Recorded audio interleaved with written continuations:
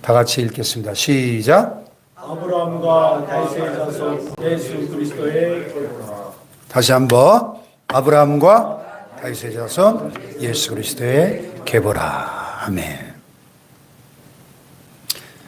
성경을 읽어본 사람이라면 누구나 들어보았을 마태복음 1장 1절 유명한 말씀인데요.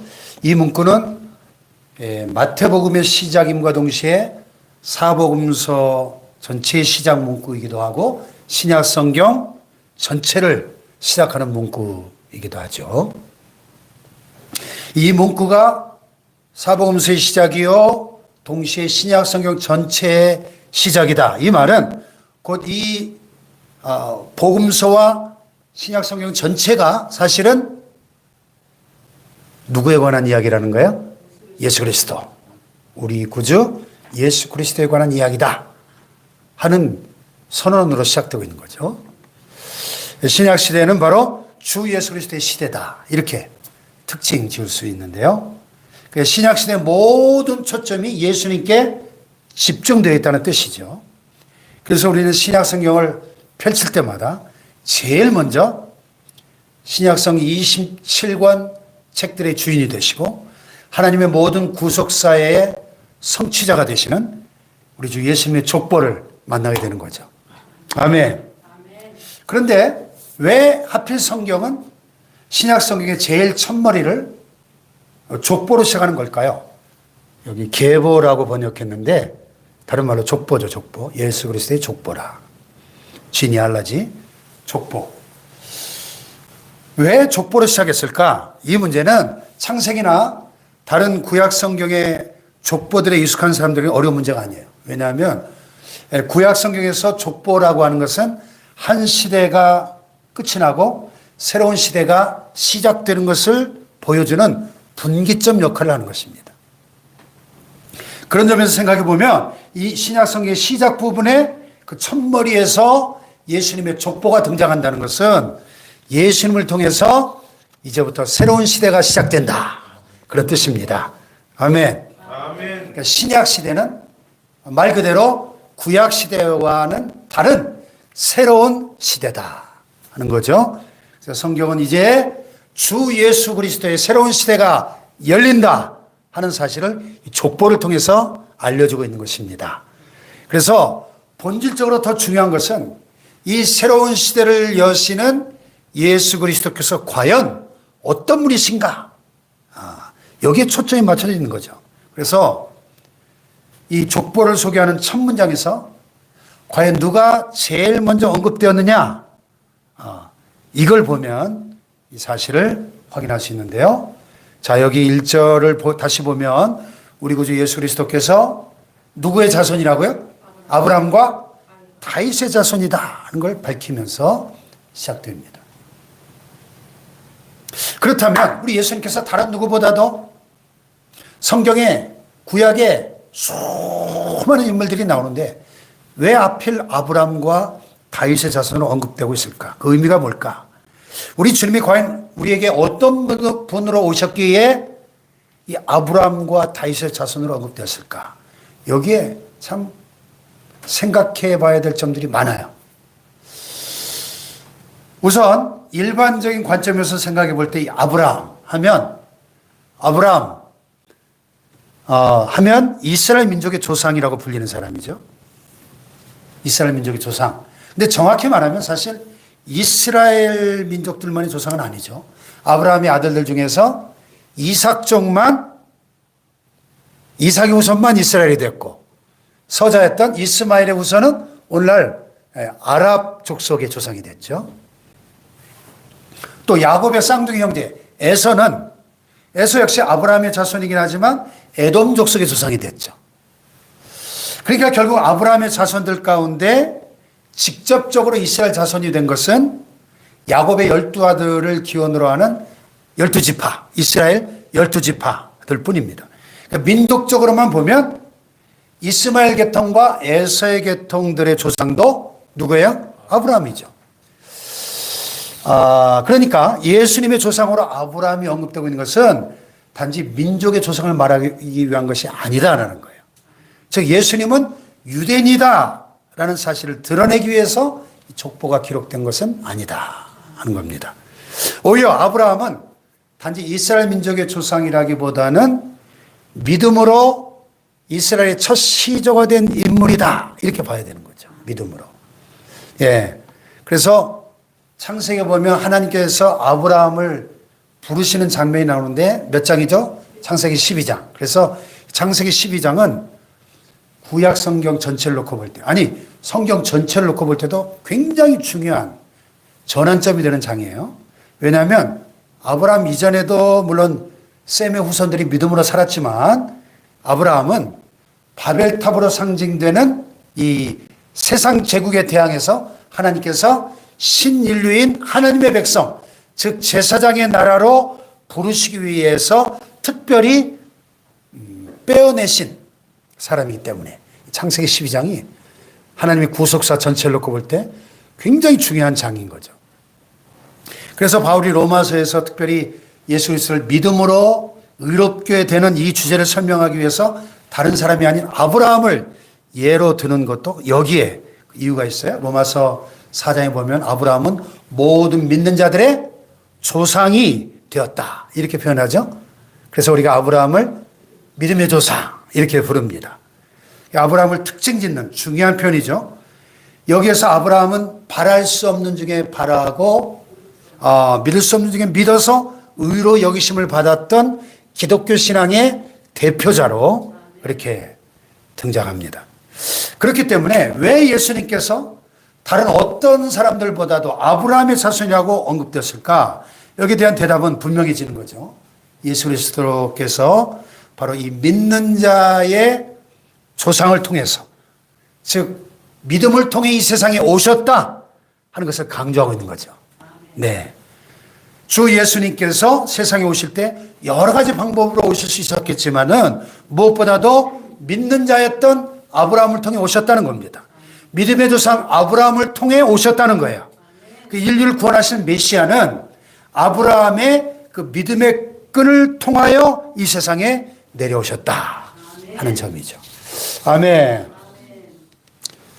그러므로 예수님께서 아브라함의 후손으로 오셨다는 것은 우리가 예수 그리스도께 어떤 도구를 통해서만 나아가시는지, 어떤 방법으로 주님께 나아가시는지를 보여주는 거죠. 예수 그리스도는 진실로 우리의 믿음이라고 하는 도구를 통해 우리에게 오시는 것입니다.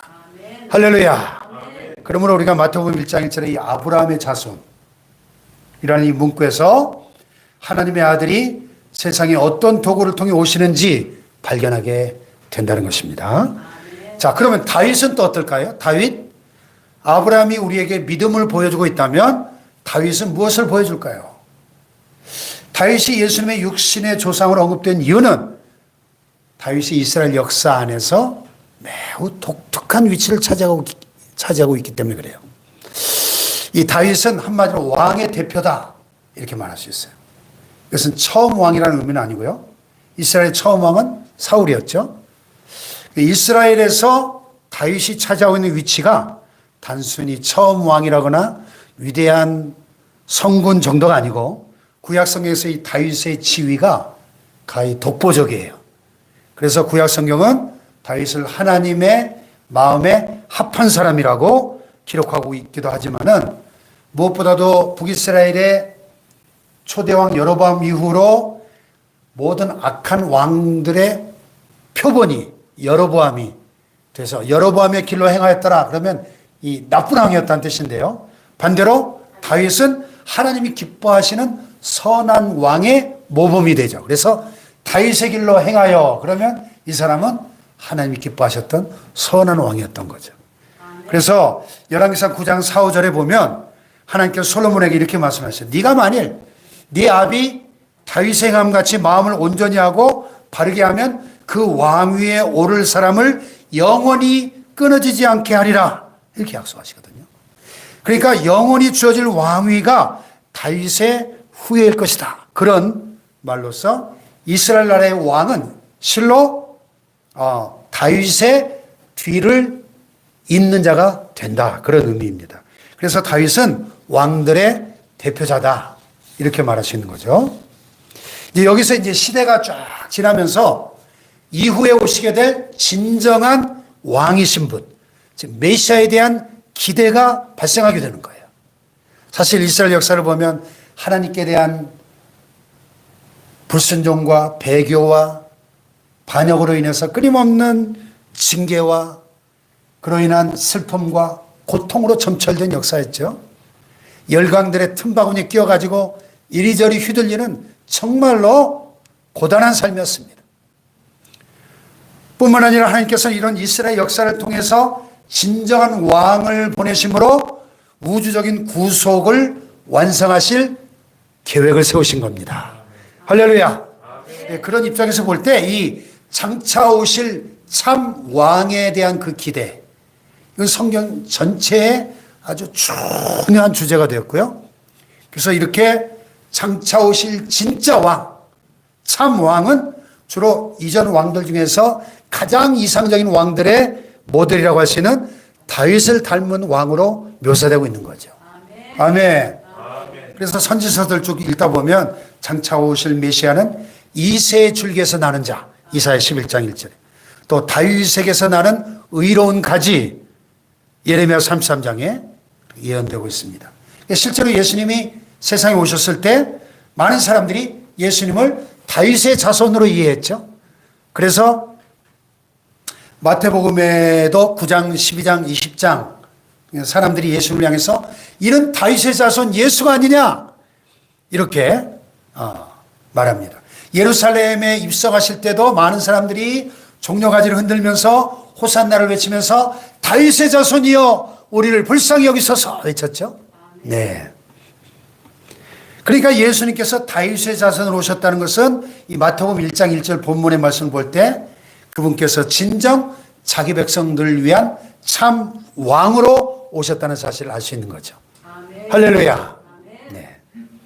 그래서 정리해 보면 우리가 신약 성경을 딱 펼치자마자 첫 페이지에서부터 예수님의 족보가 나오고 그분께서 아브라함과 다윗의 자손 이렇게 말씀할 때 이 짧은 구절 속에는 예수님께서 믿음으로 하나님 나라에 들어갈 모든 자들의 표상이 되시고 또 그러한 자기 백성들의 참 왕이 되시는 분으로 이 세상에 오셨다는 사실을 우리가 발견할 수 있는 거죠. 할렐루야. 그런데요, 여기서 한 가지 더 중요한 질문을 던져야 돼요. 그것은 어떻게 그리스도께서 아브라함과 다윗의 자손이 되실 수가 있는가 하는 질문이에요. 오늘 말씀을 보면 분명히 아브라함과 다윗의 자손 예수, 그분은 그리스도셨습니다. 여러분 아시다시피 예수는 예수님의 본명이고요. 그리스도는 이름이 아니고 칭호죠. 칭호. 그리스도. 헬라어로 크리스토스, 히브리어로 마시아흐, 기름 부음을 받은 자라는 뜻인데 우리가 이제 메시아 하는데 메시아라고 하는 말이 히브리어의 이 마시아흐라는 말에서 왔어요. 또 헬라어로는 크리스토스, 그리스도, 우리가 예수 그리스도 그러면 예를 들면 홍성진 목사 이런 뜻이에요. 예수는 예수님 이름이고 그리스도는 호칭이에요. 호칭. 메시아. 이걸 간단히 생각하면 구약성의 기름 부음 받은 자들 세 가지 직분이 있었죠. 왕과 선지자와 제사장. 직분자들에게 기름을 부었기 때문에 예수님께 이 그리스도라는 말이 사용된 것은 예수님이 왕이시거나 제사장이시거나 선지자시다 이렇게 성경이 말씀하고 있다는 그 의미도 물론 있어요. 메시아의 삼중직으로 우리가 설명을 합니다. 그런데 이 그리스도라는 말 속에는 이것보다 훨씬 더 깊고 넓은 뜻이 함축되어 있습니다. 왜냐하면 구약 성경에서 이 그리스도라고 하는 칭호는 단순히 기름 부음을 받은 직분자의 의미를 넘어서 있기 때문에 그래요. 네, 원래는 기름을 붓는 일이 이 직분자를 세우는 일에 사용이 되다가 시간이 지나면서 이 기름 부음을 받아 세워지는 분에 대한 종말론적인 기대가 점점 증폭되는 겁니다. 이게 결국 오실 마시아흐, 메시아, 그리스도가 이스라엘 백성을 의로 통치하실 궁극적인 왕이 오실 것이다 하는 메시아 대망 사상으로 발전해 간 겁니다. 네. 예를 들어서 시편 18편 50절 같은 곳에 보면 여호와께서 그 왕에게 큰 구원을 주시며 기름 부음 받은 자에게 인자를 베푸시며 영영토록 다윗과 그 후손에게로다. 이 말씀이 있는데 여기서 기름 부음 받은 자 마시아흐 히브리어로 이게 이제 헬라어의 그리스도예요. 근데 이 구절을 받아하시지만 여기서 이 왕이 단순히 한 왕이 세워질 것이다 정도의 의미가 아니고 장래에 오실 메시아에 대한 대망 사상이 담겨 있는 것을 알 수 있습니다. 예. 시편 2편에도 어찌하여 열방들이 분노하며 민족들이 화살을 경영하는고 하늘에 계신 자가 웃으시며 주께서 그들을 비웃으시리로다 하면서 내가 내 왕을 시온산에 진정한 왕을 세웠다. 이렇게 시편에 이 기름 부음 받은 자 마시아흐가 나오는데 그리스도의 예언장으로 유명하죠. 시편 2편이.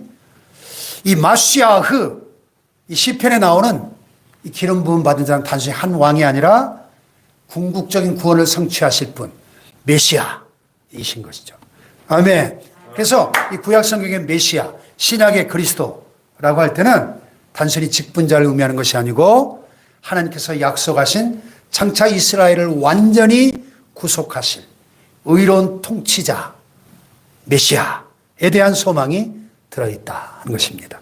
아멘. 그러므로 예수 그리스도는 구약에 예언된 메시아 언약의 예언의 성취자이신 줄로 믿습니다. 아멘. 자, 그렇다면 이렇게 오실 메시아께서 어떻게 인간 아브라함과 인간 왕 다윗의 후손이 될 수가 있는가 하는 질문을 또 던져봐야 돼요. 자, 성경을 보면요. 성경은 오실 그리스도께서 아브라함의 자손이 될 수 없다는 점을 분명히 말씀하고 있거든요. 히브리서 7장 말씀에 보면 창세기 14장에 아브라함과 멜기세덱의 사건을 신학적으로 설명하면서 이렇게 말씀합니다. 조상 아브라함은 노량물 중 좋은 곳을 취하여 10분의 1을 멜기세덱 대제사장에게 바쳤다 그랬어요. 아브라함이 멜기세덱에게 11조를 바친 사건을 히브리서는 해석하기를 폐일원하고 낮은 자가 높은 자에게 복빌물 받느니라 그랬어요. 다시 말해서 멜기세덱이 아브라함에게 11조를 받고 그에게 복을 빌어줬으니까 멜기세덱이 아브라함보다 더 크고 높은 자라는 뜻이죠. 예. 실로 히브리서에 보면 멜기세덱을 가리켜 아비도 없고 어비도 없고 족보도 없고 시작한 날도 없고 생명의 끝도 없는 하나님의 아들과 같은 영원히 제사장으로 있는 분이시다. 신비한 인물로 그려지거든요. 원래 이스라엘 안에서는 제사장이 레위지파잖아요. 그리고 이 레위지파도 아직 아브라함의 허리에 있었잖아요. 이 레위는 아브라함의 손자잖아요. 손자. 레위는 아직 생기기도 전인데 그러니까 아브라함이 멜기세덱에게 11조를 바칠 때 이 레위도 멜기세덱에 예물을 바친 셈이다. 이렇게 설명을 합니다. 그래서 결국은 이스라엘의 제사장들이 다 레위지파에서 나왔으니까 이스라엘 모든 제사장들도 이 영원한 제사장 멜기세덱에 예물을 바친 셈이다. 이렇게 설명하거든요. 근데 그 바로 앞장 6장 20절에 보면은 그리로 앞서가신 예수께서 멜기세덱의 반차를 쫓아 영원히 대제사장이 되어 우리를 위하여 들어가셨느니라. 이렇게 말씀해요. 아멘. 그러니까 히브리서가 그리고 있는 그림이 뭐예요? 멜기세덱은 예수 그리스도의 모형, 표상이라는 거죠. 그래서 히브리서 7장은 사실 영원한 대제사장이신 예수님을 설명하기 위해서 멜기세덱의 예를 들어서 이스라엘이 모든 믿음의 조상이라고 생각한 그들의 모든 아버지 아브라함조차도 그분에게 즉 그리스도께 머리를 조아리며 예물을 바칠 수밖에 없었다. 그걸 지금 설명하고 있는 거예요. 아멘. 그러니까 히브리서는 참으로 기이한 인물이신 우리의 영원한 대제사장 예수 그리스도의 그 신비로운 존재를 설명하고 있는 거죠. 자, 그러면 어때요? 이분이 바로 예수 그리스도시고 그분께서 오늘 마태복음에서 말하는 아브라함의 자손이라고 불려지고 있습니다. 어떻게 이게 가능한가? 어떻게 영원한 대제사장이신 그분께서 아브라함조차 머리를 조아리며 11조를 바쳤던 그 멜기세덱의 반차를 쫓아나신 하나님의 아들께서 아브라함의 자손이 될 수 있을까? 그런 질문인 거죠. 또 다윗의 자손이라는 점도 그래요. 우린 예수님께서 친히 바리새인들과 논쟁하시면서 이런 질문을 하시죠. 너희 그리스도에 대해서 너희가 어떻게 생각하느냐? 누구의 자손이냐? 다윗의 자손입니다. 이렇게 대답해요. 그러면 다윗이 성령에 감동돼서 어찌 그리스도를 주라 칭하여 말하되 주께서 내 주께 이르시되 내가 네 원수를 네 발 아래에 둘 때까지 내 우편에 앉아 있으라 하셨도다 하였느냐. 다윗이 그리스도를 주라 칭하였은즉 어찌 그의 자손이 되겠느냐? 그랬더니 한마디도 꿀먹은 벙어리처럼 다들 능히 대답하는 자 없고 그날부터 감히 그에게 묻는 자도 없더라 그랬어요. 여기 44절에 주께서 내 주께 이르시되 주가 두 번 나오니까 헷갈리는데요. 시편 110편에 보면 여호와께서 내 주에게 말씀하시기를 성부 하나님께서 성자 예수님께 말씀하셨다는 말이에요. 네. 그러니까 바리새인들은 아무 의심 없이 오실 그리스도를 다윗의 자손이라고 생각을 했는데 여기서 우리가 한 가지 또 알아야 될 것은 당시 이스라엘 사람들은 오실 메시아에 대한 입장이 우리보다 훨씬 더 정치적인 입장에서 바라봤어요. 우리가 보는 것처럼 예수님은 하나님의 아들, 죄에서 구원하실 자 이런 관점보다는 우리 이스라엘 나라를 로마의 압제로부터 해방시켜 주실, 정치적으로 회복시켜 주실 정치적인 메시아로 그렇게 기대하고 있었다는 거죠. 하지만 우리 주님께서는 성경을 들어서 그들의 이 짧은 성경 이해를 질타하시고 이 사실을 그대로 반박하고 계신 거예요. 그래서 예수님이 예를 드신 성경은 시편 110편 말씀인데 주님께서는 다윗이 시편 110편에서 오실 그리스도를 주라고 불렀던 사실을 상기시키면서 물으시는 거예요. 다윗이 그리스도를 주라고 그렇게 칭하였는데 어찌 그의 자손이 되겠느냐? 그러니까 사실은 그리스도께서 다윗의 자손이 아니다. 그런 말씀인 거죠. 자, 이 종합해 보면 성경이 취하고 있는 입장이 분명합니다. 성경은 그리스도께서 아브라함의 자손도 아니고 다윗의 자손도 아니라고 말씀하고 있는 거예요. 하지만 또 다른 한편에서 성경 오늘 본문에서처럼 우리 주님이신 그리스도께서 누구예요? 아브라함과 다윗의 자손이라고 말씀하고 계세요. 한편에서는 아브라함의 자손도 다윗의 자손도 아니다. 하지만 명시적으로 오늘 본문처럼 그리스도께서는 아브라함과 다윗의 자손이시다. 이 모순되는 것처럼 보이는 이 하나님의 말씀에 어떤 뜻이 있을까 하는 겁니다. 여기서 우리가 예수 그리스도께서는 아브라함과 다윗의 자손이 아니시다 하는 성경의 구절들을 찾아내고 강조하는 이유는 다른 데 있지 않고 분명히 여기 본문 마태복음 1장 1절에 예수님은 아브라함과 다윗의 자손이라는 사실을 우리가 봅니다. 이 말씀의 주제는 우리가 앞에서 살핀 대로 그분이야말로 믿음을 통해 오시는 진정한 우리의 왕이시라는 사실이에요. 아멘. 즉 예수님께서 아브라함과 다윗의 자손이라고 말씀했을 때 여기에 믿음과 왕이 드러난다면 그분께서 아브라함과 다윗의 자손이라고 이렇게 불리우는 것은 정말 영광스러운 일이다 하는 것입니다. 그런데 동시에 우리가 시편 2편에 언급된 대로 장차 열방을 철장으로 깨뜨리시고 심판하실 하나님의 아들께서 겨우 인생에 불과한 아브라함과 다윗의 후손이라고 기록된 여기서 우리는 비참함을 읽는 거예요. 비참함. 차마 이 그리스도께서는 인간 아브라함이나 다윗의 후손 정도가 되실 수가 없는 분이신데 실제로 그렇게 인간 아브라함과 인간 다윗의 후손으로 오셨다는 이 사실에서 우리는 왕의 낮아지심, 왕의 하강, 왕의 자기 비하를, 왕의 자기 비움을 발견하는 거예요. 아멘. 네. 그래서 성경의 논점은 분명한 거예요. 여기 모순이 있는데 한편으로 예수 그리스도께서는 아브라함과 다윗의 후손이시다. 그래서 그 사실 등에 우리에게 믿음과 왕되심이 무엇인지 가르쳐 주시고 이건 정말로 귀한 교훈이지만 동시에 이 그리스도께서 아브라함의 후손도 다윗의 후손도 될 수 없다 하나님 성경 말씀을 읽으면서 우리는 하나님의 아들이신 그분이 이 땅 위에 어떤 인간들의 후손으로 태어나야만 한다는 이 비참함도 함께 읽을 수 있어야 된다는 사실이에요. 아멘. 이것이 예수님의 족보에 감춰져 있는 아주 깊은 아이러니, 모순이에요. 역설이에요. 뿐만 아니라 제가 오늘 한 절만 읽었는데 예수님의 족보가 1절부터 17절까지 쫙 아브라함이 이삭을 낳고 이삭은 야곱을 낳고 야곱은 유다를 낳고 유다는 다말에서 베레스와 세를 낳고 쫙 낳고가 17절까지 쫙 이어지잖아요. 이 족보를 자세히 보시면 이 족보 안에 더럽고 추잡한 인물들이 가감없이 기록되어 있습니다.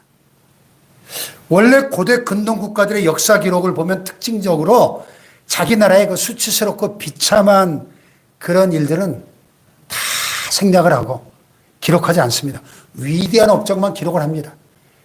고대 근동만 그렇습니까? 현대 국가들도 마찬가지죠.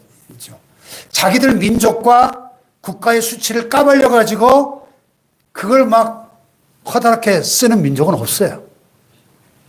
그런데 우주의 왕이신 만왕의 왕 예수님께서 세상에 오신 이 족보를 보면은 기가 막힙니다. 이 저자 마태가 성령의 감동을 통해서 이 마태복음을 기록하면서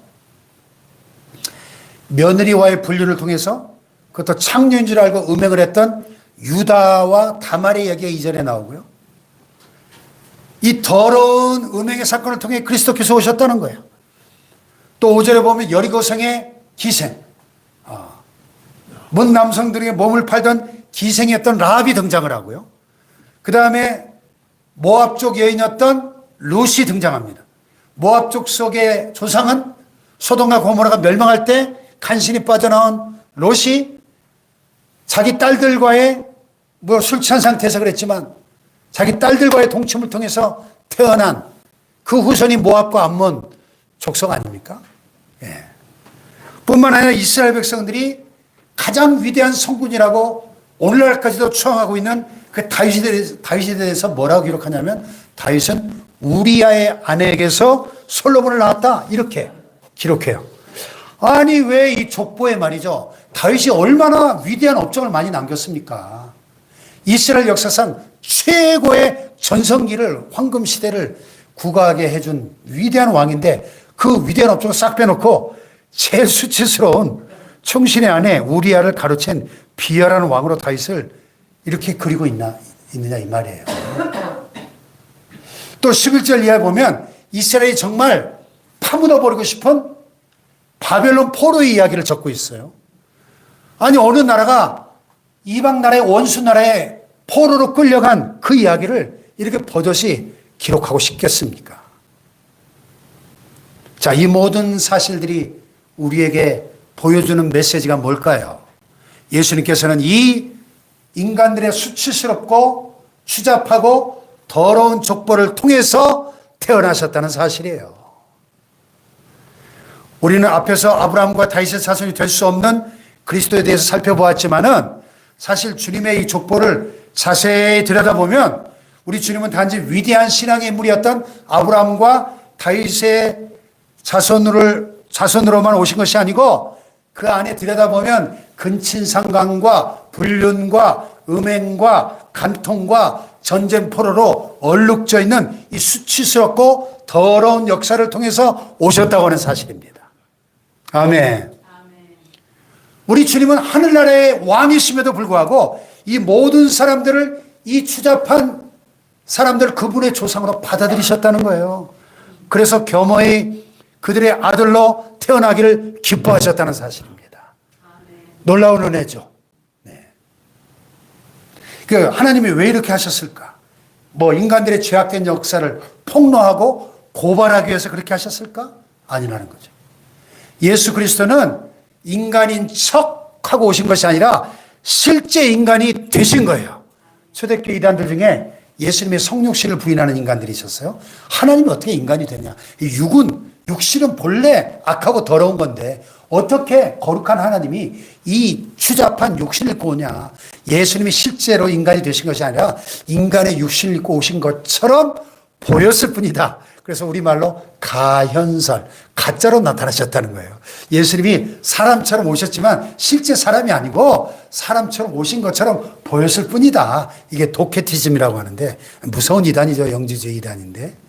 그러면 십자가의 대속도 그러면 가짜로 고통당하셨단 말입니까? 예수님의 구속을 다 부인하는 무서운 이단이에요. 근데 예수님은 가짜로 육신이라고는 껍데기를 입고 오신 것처럼 보이신 게 아니라 실제로 사람이 되셨어요. 실제로. 우리와 똑같은 사람이 되셨어요. 아멘. 그러니까 이 부패하고 더러운 조상들의 이야기는 제3자의 이야기가 아니라 뭐 성육신하시기 이전엔 제3자의 이야기였을지도 모르지만 일단 동정녀 마리아의 몸을 통해서 성육신하시는 순간 그들의 이야기는 바로 예수님의 할아버지, 증조할아버지, 고조할아버지들의 이야기가 되는 거예요. 그러니까 예수 그리스도께는 이 추접하고 더러운 이 족보에 나오는 인물들의 이야기를 다 짊어지고 오신 겁니다. 짊어지고. 온 인류의 더러운 죄악을 짊어지실 분이기 때문에 족보에도 이 추잡한 인간들의 이 역사를 그대로 다 짊어지신 거예요. 아멘. 그러니까 왜 아브라함과 다윗의 자손이 아니시면서 동시에 아브라함과 다윗의 자손인가? 이 질문에 대한 이제 대답을 우리가 할 수 있죠. 예. 왜 예수님은 아브라함과 다윗의 자손이 아니시면서 동시에 아브라함과 다윗의 자손이십니까? 그것은 바로 예수님께서 친히 자원하여 짊어지신 짐이다 하는 겁니다.